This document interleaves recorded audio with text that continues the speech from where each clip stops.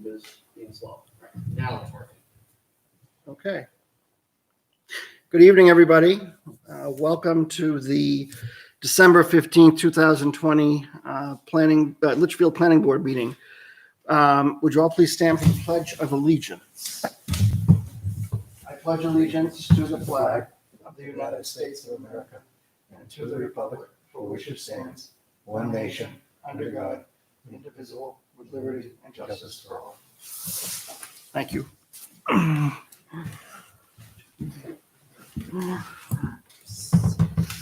7. Okay, it looks like we have 7 of us this evening. I believe. We have Jay, Joan. 3 up there and 3 here. 3 here. 4 here. Oh, yep. Okay, great. Well, good evening, everybody. Welcome back. So we'll start with, well, I don't think we have to appoint any alternates this evening. We have a full board. Roll call of members. Michael Croto, Chair. Kimberly Queenan, Vice Chair. Next. Josh Smith, member. Kevin Lynch, Selectman's Rep. Ron Stevens, member. Kate Stevens, member. James Buffetti, member. Okay, thank you. All right. First item is public input on non-agenda items not on the agenda for this evening. Is there any members of the public that have anything to comment on non-agenda items this evening? Mr. Chair, I don't see any members of the public attending today. Thank you, John. Okay, hearing none, I'll close the public input on non-agenda items and go to number 1 on this evening's agenda, which is a subdivision application by Eugene Berg, map 5, lot 31, 294 Charles Bancroft Highway, subdividing 1 lot into 2 residential lots, continued from 12/1/2020 meeting. Is the applicant present this evening? The engineer. Or his representative, I should say. Yes, Michael Granger, I'm here. Good evening. Okay, so the last time we met, we continued this to a date and time certain. There were 2 things, I think, that we decided for a continuance. One was presenting to the Merrimack River Local Advisory Committee to comment on the proposed subdivision. They actually did that, and my understanding is there are no comments from the Lower Merrimack on this project. So they have decided that because there's no real impact to the shoreland, and so they have decided not to comment. And Jay, I believe I think Kate had brought up the issue of an irregular shaped lot, and my understanding, Jay, that you were going to do a calculation on that lot. Did you have an opportunity to do that? And I did have an opportunity to do that, and it does comply. It does. Okay. Yes. It's a tricky calculation, but I did the calculation. The applicant also did the calculation, and both of us found it to comply. It's nice. Okay. Very good. Those are the only 2 things. So those are the things that we were going to check on. Kim's got something to say. And does anybody have any questions, further questions for this applicant? Yes, I have to, I'm sorry. Yeah, go ahead. This is Kim. I have to recuse myself because I'm in a butter to this applicant. Okay, I just wanted that on the record. gotcha. Thank you. Mike, can you hear me? Yes, I can, Joan. I just had a question about the driveway permit, if that had been granted by DOT yet? No, I'm still holding on to it. I sent him an email, and that was right after the meeting, and I haven't heard anything on it. He asked for one plan, a cleanup plan showing the 2 driveways, and I did that.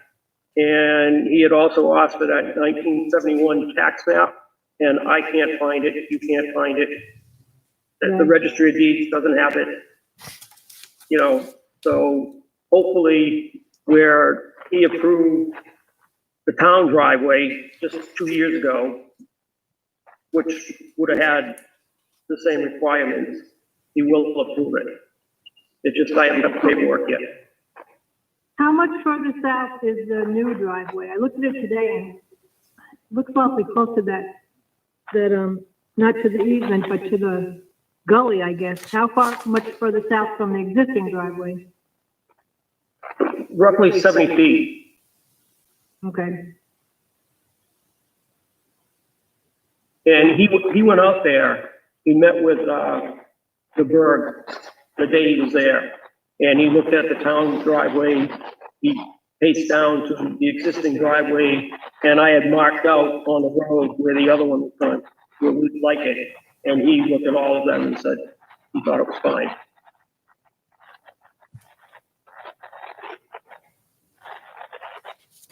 Okay.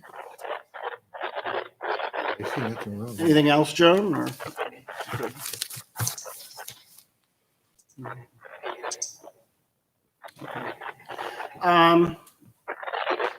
So I think the last meeting, we, did vote, there were a couple of waivers to this application that were voted on. I believe the board approved those. So, Hey, Mike, I did have one more thing. yeah, go ahead, Kate. That's it. This is Kate Stevens. I was contacted by a former planning board member, and they just had a suggestion to write in the notes that the house to be built be a single-family home and designed to fit within the historic character of the area. I guess that was done on previous similar subdivisions along 3A there. And I'll leave it up to the board about whether we want to do that, but it was a suggestion from a community member. Okay. Thank you. All right. How does the board feel about that? If it's not under zoning, we have no restrictions and no way of doing it. They have a right to do what they're doing. What's the frontage on that lot now? Mike, what's your frontage? He went to Elvin too. Mike, you're muted, you just gotta mute yourself. Jay, can you see that plan? Uh-huh. What's the frontage on Route 3A? The frontage? Yeah, The frontage is about 150 feet. it's only a single family lot. To make it a two-family, you have to have more frontage, Correct. okay? There you Yeah, go. the proposed lot, the proposed lot will have roughly 170 feet of frontage. Okay, The single-family existing lot on the remaining 7 acres has 150 feet. okay, he's legal. In the area?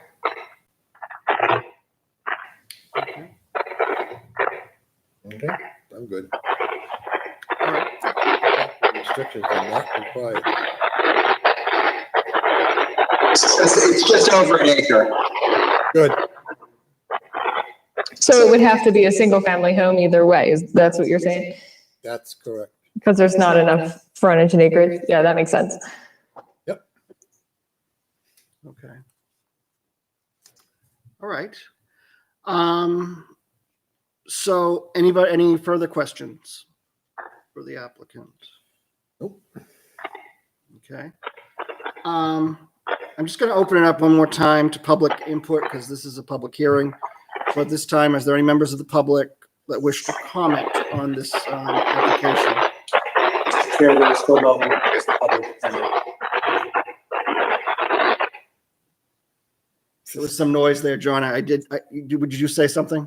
Yeah, I just said there is no additional members. Okay, that joined. thank you. That's what I thought you said, but just want to make sure.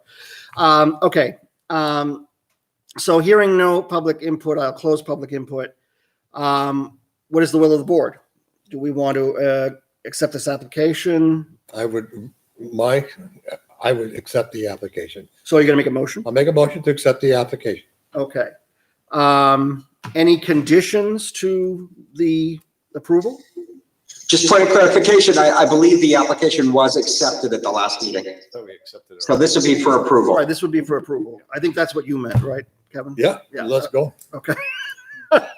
So you move to approve? I'll make a motion to approve the plan. I second that. Okay, I have a motion to approve. I have a second. So now we can go to discussion. Anybody have any discussion? I know that there was request to condition that for this application was subject to the following, that the receipt of a New Hampshire DOT driveway permit is issued. And that the confirmation by the building inspector that adequate erosion and sediment control measures are in place prior to any construction of the new driveway for lot 31. Does anybody have anything else that they want to add as a condition to this project or this subdivision, I should say?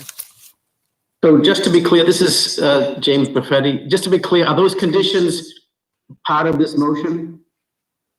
I'll make it if you want it.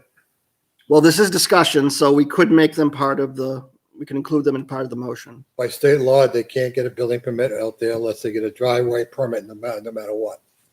So that's gonna happen. They can't get it. Okay? Because it's a state road. I can't issue the permit if I was still without a driveway permit from the state. So that's a no-brainer. Okay? Okay.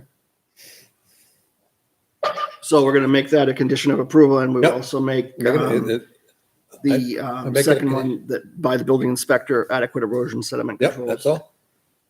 are in place prior to any construction to the new driveway for lot 31. Okay. The requirements anyway, right? All right. Anything else? All right. So we have a motion on the table. I have a second. We've had discussion. Those in favor of the motion to approve conditionally, please signify by saying aye. Aye. Aye. Those opposed? Abstained? Motion passes 7-0-0. Six, I'm sorry. One, two. Kim is. Oh, that's right. I'm sorry, Kim. Yes, 6-0-0. My apologies. Okay. So, We're done. I think we're done. We're done. Unless anyone has any questions. Get the driveway permit in here and it's a go. So I think your applicant is all set.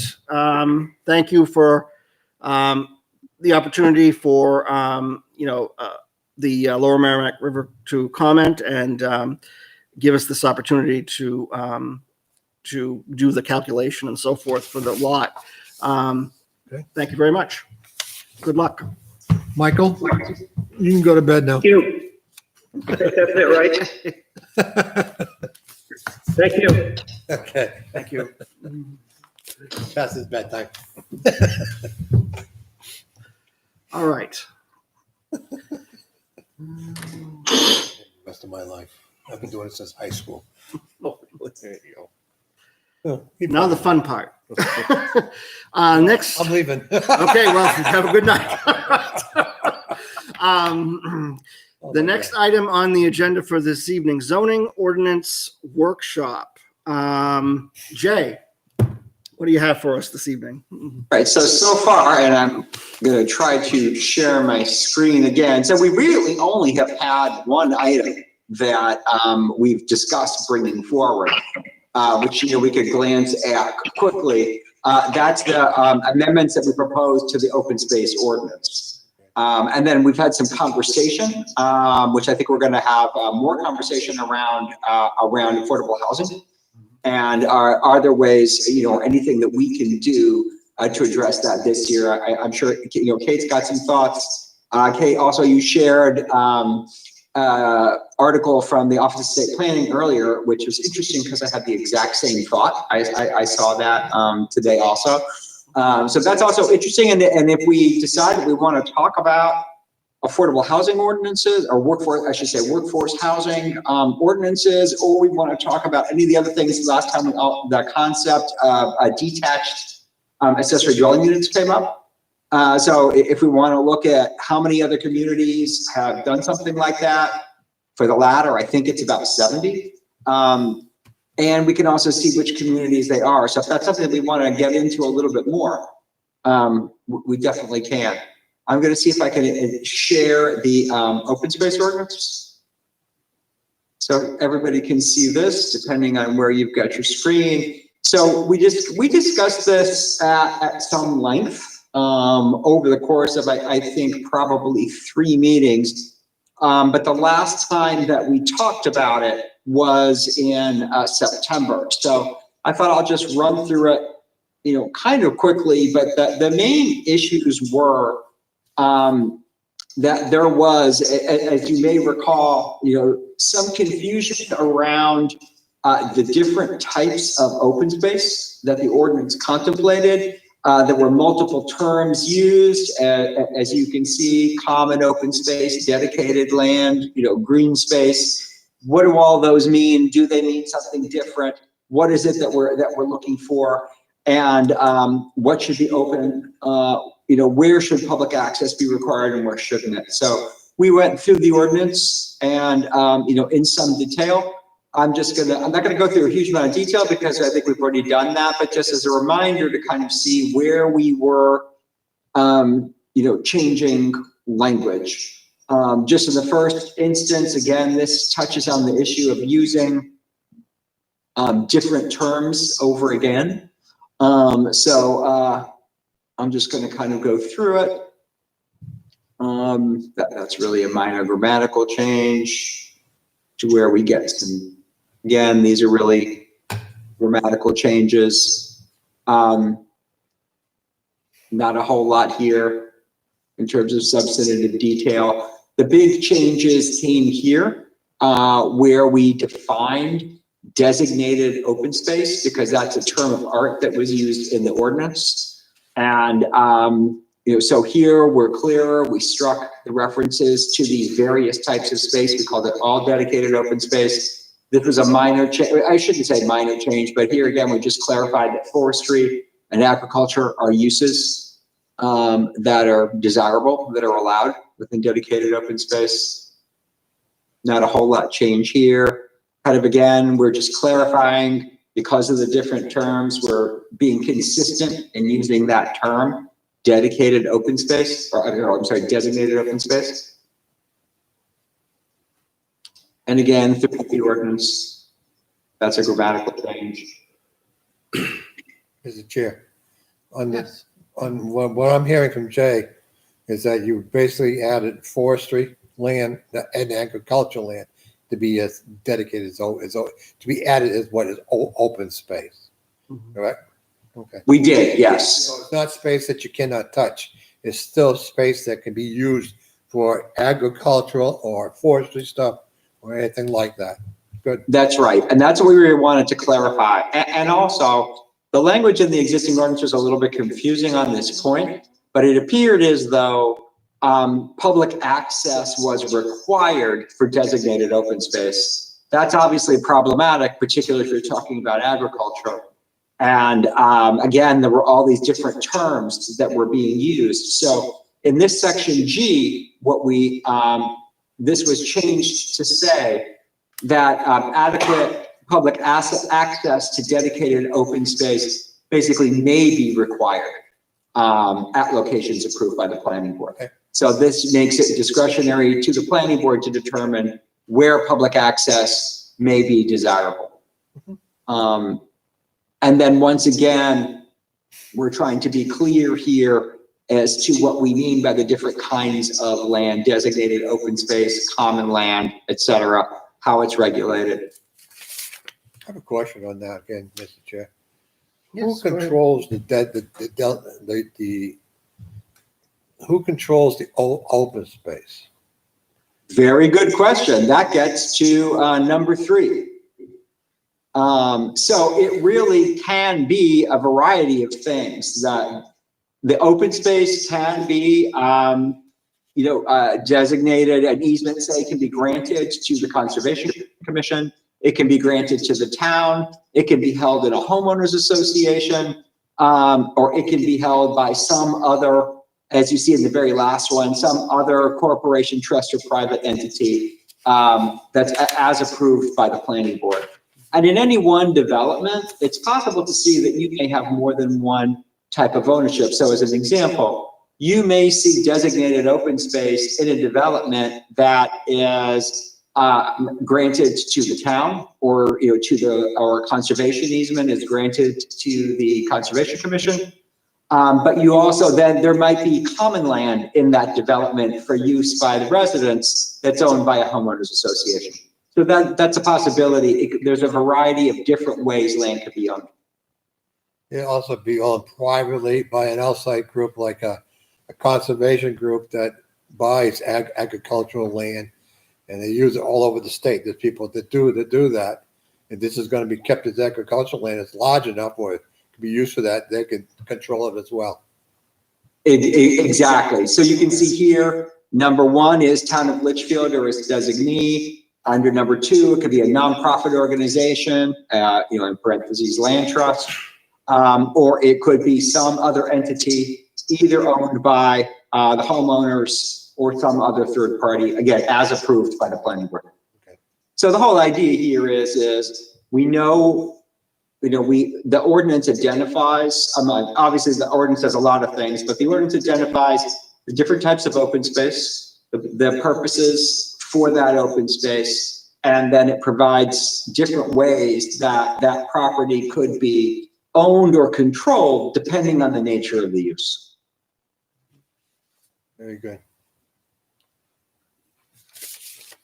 So, at this point, I think we've gone through it a lot. Obviously, we could talk about it some more. But I think if there is a sense that this is something that we want to go with, then the board could vote to put it to a first public hearing if it wished.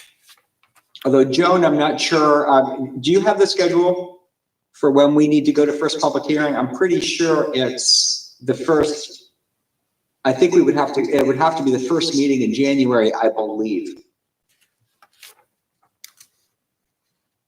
I could be wrong on that. Is Joan out there? I don't know. Joan, are you there? Knock, knock. It looks like Joan dropped. Okay. I can double check on that. We don't have to make that decision tonight, but I think that, let me look at the calendar. We don't have to have 2 public hearings, but I think it's always been good practice because you can make substantive changes after the first public hearing, but you can't make substantive changes after the second public hearing. So it's just always a good idea to give yourself that leeway in case something were to come up. Okay. And what's next? So anybody have any questions for Jay on the open space development? I think it's very good. As long as it can be controlled, not just by the town, by other entities. It's very important. I don't want to see somebody required to do it. Right. So do we want to, I guess, what's the will of the board? Do you want to go to a public hearing on this? And we can, figure out a date for that. And Chair, is there any more than just this? well, I think this for the conservation open space development. I think this pretty much is the Okay, so this is one item. Is there any more? one item. Jay, correct me if I'm wrong. I mean, is there anything else that needs to be added to this, or? Not to this specific ordinance, no. Okay. All right. Yeah. Okay, so in other words, what you're saying is that this is the open space one that we want to have a public hearing on, is what I'm seeing. Okay? At that same public hearing, there's going to be other things you want to have done, correct? Jay? That's possible. No one can see me laugh, right? Okay. Not now. Okay, I think we ought to go with this because now it allows them more flexibility on who owns it, who's going to do it, and what can be done. Well, I mean, it's an opportunity for the public to And comment. that, and I think they should know about it. Absolutely. So we can vote to do that this evening, or whatever you guys want to Let's put it do. up for public hearing. I make a motion, we put this towards the public hearing. Okay. The open space. I have a motion. I'll second. I have a second. Do I have discussion? All right. All those in favor of putting this conservation open space development piece or chapter towards a public hearing, please signify by saying aye. Aye. Aye. Aye. Those opposed, abstained, Got it. motion passes 700. I assume Good Kim week is for me. back with us. So, Thank you, Jay, for all right. putting all this work into Thank you this. for the work Absolutely. put into this. Thank you. And we appreciate that. So very much. Stop sharing that. There's that. Good on that. Anything else, Jay, under the zoning ordinance workshop, or is that? Well, there's the other, I guess the conversation that we had previously was around, do we want to try to do something? I mean, granted, it's going to be difficult in the time frame that we have, but do we want to do something around affordable housing? And there were, I'm putting up the document that Kate circulated. There are a couple of different things that came up, and obviously other people might have some other thoughts.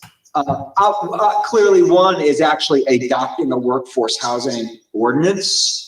Realistically, I think we don't have the time to do that for this town meeting. If that's something we want to do, I think that we probably want to put some time into it and schedule some workshops in the coming year to accomplish that. A couple of other thoughts that came up was, one, do we want to try to look at expanding the existing multifamily overlay district? So that's definitely an option, and we could take a look at that. The other option that I know was discussed at the last meeting was the possibility of allowing detached accessory dwelling units. In the case of expanding the multifamily overlay district, technically that's relatively easy in that that's just a map change. So that's actually, in terms of the logistics of doing it, that's fairly easy. That doesn't mean that it's not controversial or would take some thought, but the logistics are easy. Allowing for detached accessory dwelling units requires probably amending maybe 3 lines in the ordinance. And I can bring those up if that's something that we want to talk about. So that's also relatively easy. If that's a direction that we want to go in, that's something that could be done.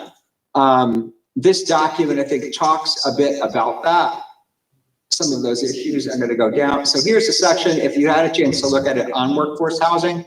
And it talks about communities that allow it. So as you can see here, there's 71 communities that explicitly allow workforce housing.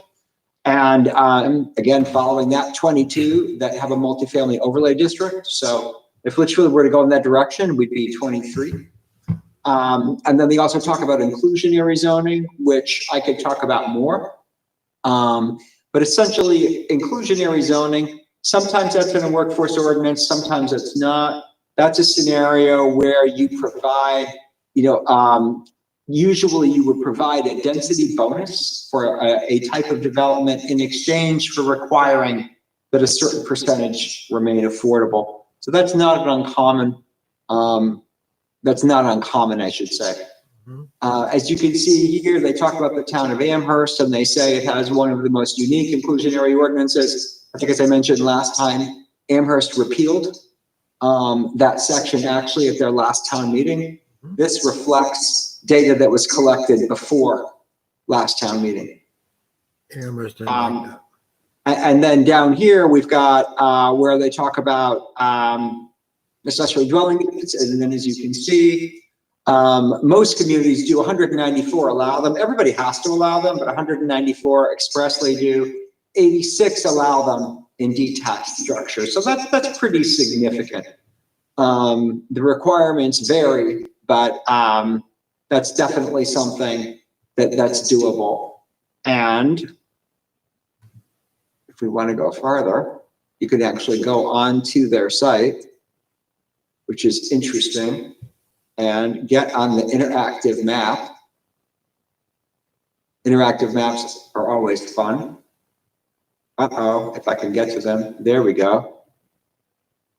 And they have this handy little grid here where you can kind of see, different issues, and we can zoom in on any municipality, and you can, I'd say zoom in, but you can go into any municipality and get a snapshot of their regulations. Let's see how accurate it is.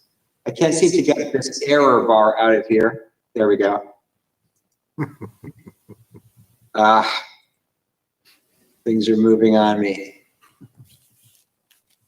Nevertheless, I think you get the idea. So this is kind of a fun little map. This is interesting to play with. And let's see if I can get into something. Municipality. Let's find a community. I've got to move my grid. There we go. Can I zoom to it? No. Nevertheless, you can play with this. You can find out the different regulations that each community has. And I'm going to close out of that. And I'm going to stop sharing. Okay. I have a question, Chair. Yes, go ahead. And Kate as well. Kate, since you brought this up, has there been more of an influx of requests or thoughts coming to you guys regarding accessory dwellings and detached? I haven't had any specific, anyone specific say anything. We just know that it is an issue in the area. Okay. The lack of affordable housing. Most I've heard is, having trouble paying their taxes. And the biggest reason why, or a big reason why property taxes are so high is because, the land costs so much. And you can't, entry-level families can't afford houses in Litchfields that are being built right now. Not in this market, I know. So that's just kind of where it seems like things, and then when I was going through researching, like, okay, what are ways that our towns are trying to improve these issues? One of the things was updating their accessory dwelling unit ordinances to make it not so much, I guess, not so strict. And so that was just one way of doing it. So those are just like some of the suggestions that I had seen that might work, like trying to balance the open space, conserving the open space with the development. Like the Firefly Lane, we have a very large part of that land is designated open space. But the only part that anybody really sees is the developed $500,000+ houses. So of course they're seeing that new development. They're like, oh, we don't want to see the everything overdeveloped. So we don't want to go backwards in our open space development ordinances. But we also have to find a way to make new homes more affordable. I understand where, Kate, I know where you're coming from. This has been a discussion for years. It seems like every time there's a hot market, it comes up more and more. Mm-hmm. This is something that's going to take more than we can't get. I personally don't think we can do it for this year. Okay, this is something I think, and something we need to put it on for. We'll look at it and figure out what we can do for the following year. Jay, if you know the market, I know I've seen the market go up and down. Okay, we're in the high point. We never seen stock market the way it is till now. Never seen it up to the 30,000s before. But as for the ADU, I know when I was working here and the other town that I worked for, I know when the state said you have to do it here, I thought it was the greatest thing. I know we increased the size from 700 to 900 because if you get a bedroom in there or 2 bedrooms because the 2 older people want to stay in the house, or You gotta deal with the ADA requirements with some. That's good. Detached garages, your basic 24 by 24 garage is 576 square feet. So that's a small ADU. It's a one bedroom style, but they will build some big ones. In Londonderry, I know I worked on 2 projects in the last couple of years with builders, and we got them on detached big garages that the people had, and we put some nice ones in. I think the ADU is to bring the homeowner or the mother and father or a child or somebody back. It's got to be family. That's the requirement of it. Because I know we did make Size. changes to the ADU Yep. a while back. Yep. And I believe we went to 900 square feet. deliberative session, and I think it was approved. It went very, very well. Yeah. I think everybody liked the idea because of the increase, because it made more flexibility, but it's like an attachment to the main house. Okay, that makes it hard. The guy's got most of them were attached garages with rooms above that I did. Okay, and they were quite big. So there's a lot of plus to that. Okay, and I think that's the best way for affordable housing now, to sit back and do a study on what we can do with the zoning related to the densities. That's why we have the apartments and the multifamily now going down Page Road. Those went in. They ended up just being rentals, but they're affordable rentals. Okay, for density wise, you got more. Okay, so this is it's not the 70s anymore when you built a 24 by 42 ranch. Those days are gone. Yeah. And if there's interest, we could definitely schedule a workshop focused on this issue and, bring together some examples from different communities and, look at the existing language that we have and, see whether there are some areas that we want to explore further. And I also think too, what is the definition of affordability? What are we looking at in terms of that? That should be brought up. definition? I think Right. that should be key to this and, certainly to the discussion. And so it might be appropriate to have a workshop at some point. A couple of them. And look at this, but it's definitely going to be something, we'd really have to do, take a lot of time to work on that. That's not something that we can really. Well, we're not getting much coming across the table here, so we can start the winter off doing ADU stuff because the public's not, they can come to the meeting when it comes time, but in the meantime, we can get stuff together. Right. January, February, March, no more pandemics. I agree that we shouldn't, go too fast or anything, but I do think that this year we could probably look at least just the ADUs, seeing if we want to update any of those for this upcoming town meeting.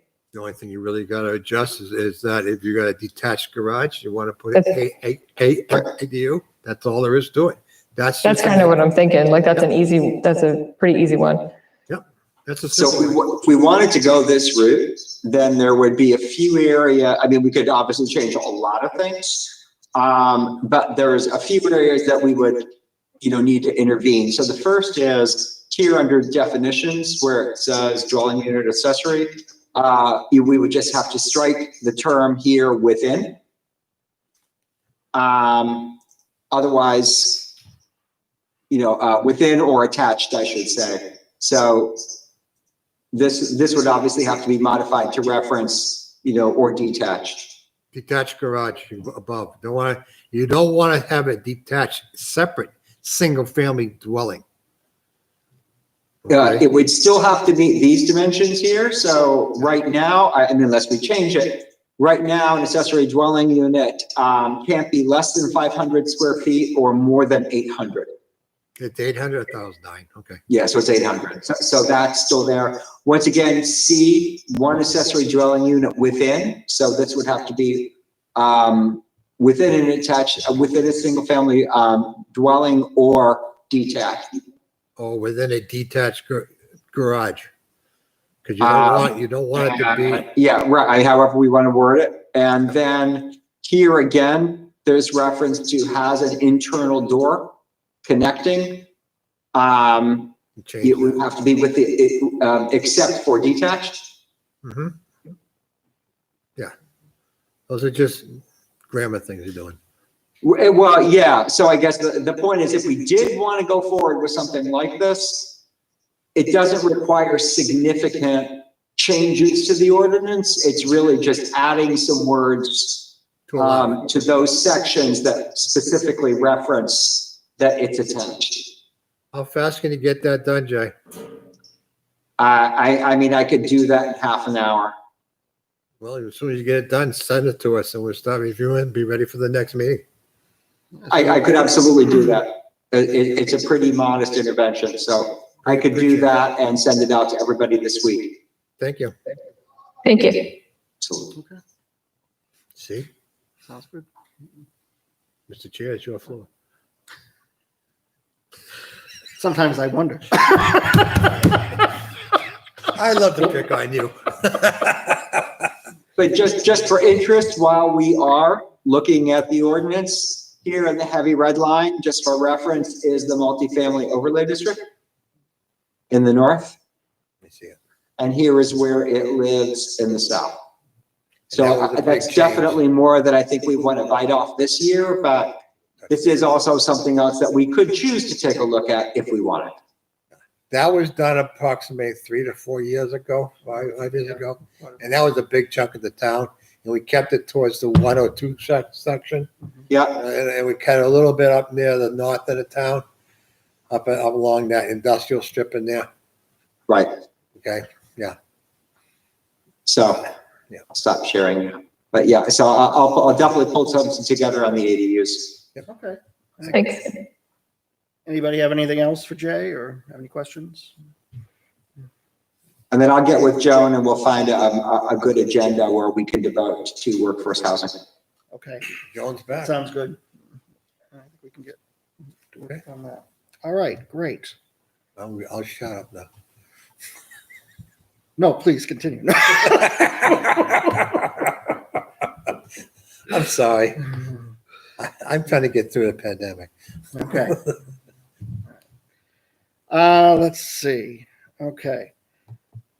Oh, here it is. Removal of Kevin Lynch as, no. Committee reports. Any reports from any committees? Kim, do you have anything? The NRPC will have its quarterly meeting tomorrow, December 16th, at 7 p.m. It's probably a hybrid meeting, remote, and probably, you can go into also 30 Temple Street in Nashua. It's at All 7 p.m. remote. This one is going to be all remote. Oh, it's all remote, I'm sorry. It's all remote, yeah. Well, then I'll take that back. So, We debated it, but okay. Well, I will stay home tomorrow and have it here. All right, Sorry, the Jay. Heritage Commission, there's nothing to report. Our next meeting will be on January 12th, and that will also be remote. And that's all? I just had a question about NRPC. Is are we remote indefinitely going forward? Or? well, we were doing some hybrid meetings, but this time because we had executive committee and a full commission, trying to do the hybrid just seemed too difficult. So I can't say how long, but at this point, remote, yes. Okay, so it's, all right. Case Until by, further notice. okay. Thank you. Okay. Conservation met the first Thursday of this month. The Lower Mac Local River Advisory Committee did meet on December 10th. And that's about it. Anything from the Board of Selectmen? No, we had a meeting last night. It was a good meeting. Okay. Everything was quiet and we got the budget ready. Okay. We reckon, always when you get to the end of the year, you always got that money that they saved And they're trying to get some things, mixed into the whole thing. Some of the upgrades, the rec commission's got to do is the back stair and platforms are falling off the building back behind the rec hall. So they have the mandated things that are gonna get done. But all in all, it was a good meeting. And we didn't talk about the planning board.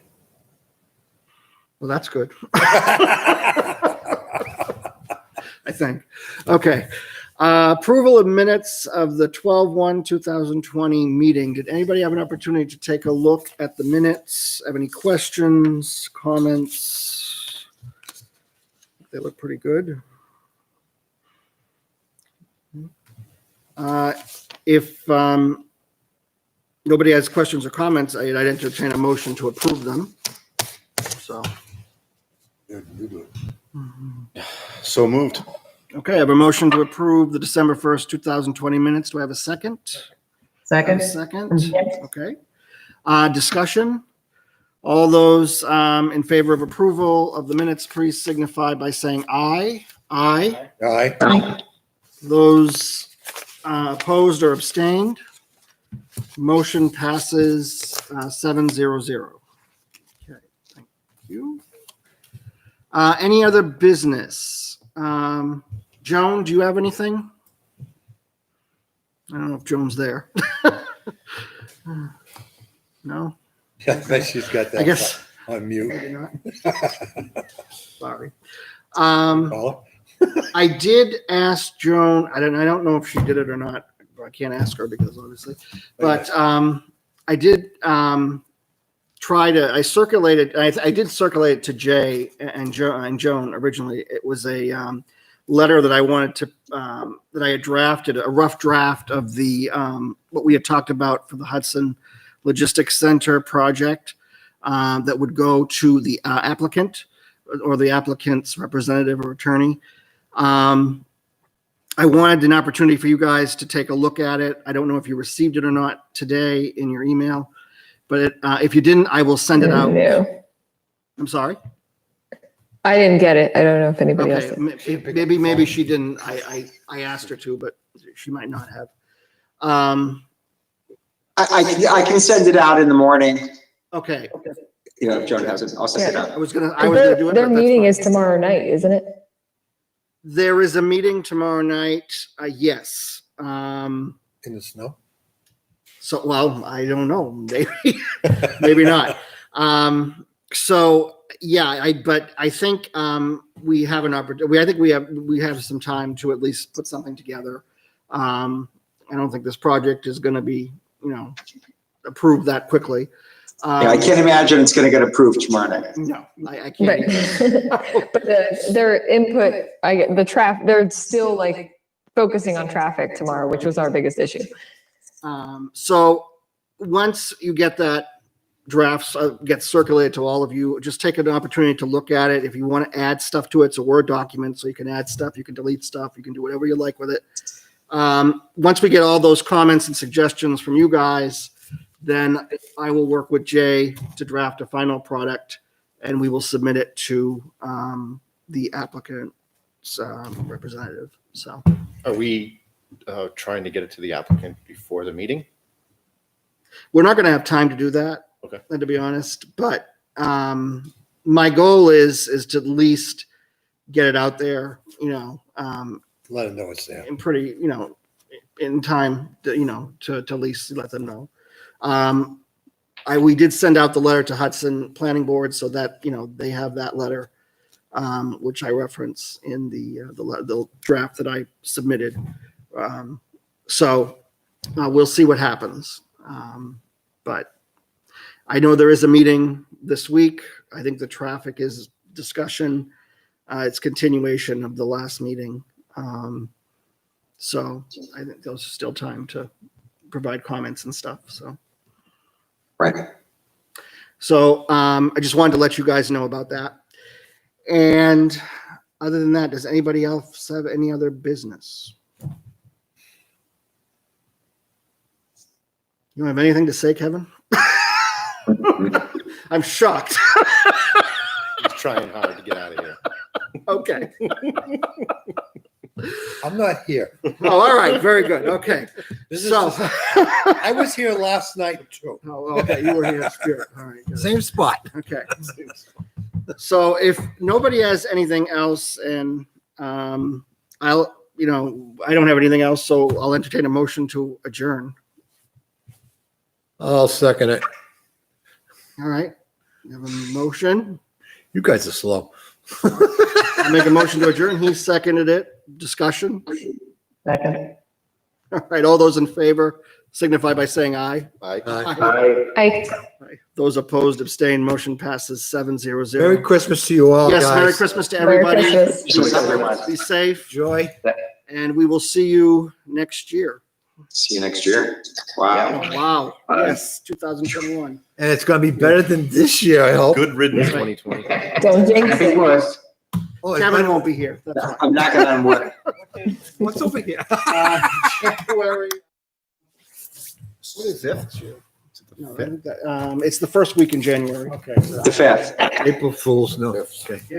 April Fool, yeah. So thank you, everybody, and thank you all at home. We'll see you in 21, and have a happy Merry Christmas and happy holidays. Thank you. Thank you. Thank Good night. All right, good Night. night.